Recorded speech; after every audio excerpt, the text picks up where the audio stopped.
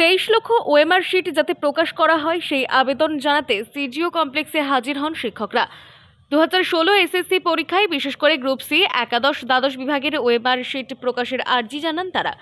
Individually OMR sheet সংগ্রহের জন্য বৃহস্পতিবার সিজিও কমপ্লেক্স যাবে শিক্ষকরা।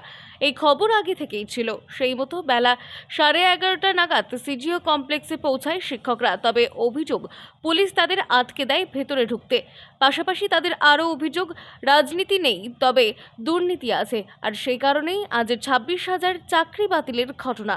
ও এমআরসি যেটা সিবিআই এর কাছে আছে, রাজ্য সরকার বলছে তাদের কাছেও আছে। রাজ্য সরকারকেও আমরা বলেছি প্রকাশ করার জন্য, কিন্তু রাজ্য সরকারের কোনো উদ্যোগ দেখছি না।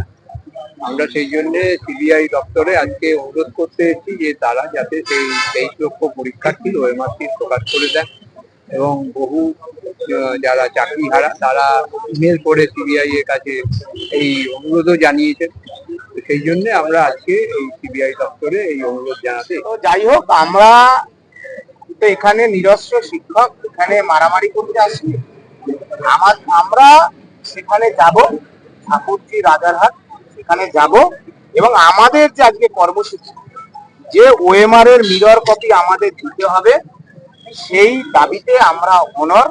এবং আবেদন করার জন্য আমরা অলরেডি যেহেতু কনসার্ন মেল করেছি, প্রত্যেকে আবেদন করেছে, জানেন আপনারা, আমাদের যোগ্য চাকরিহারারা এসেছেন, সুতরাং আমরা সেখানে গিয়ে তাদের কাছে চাইবো।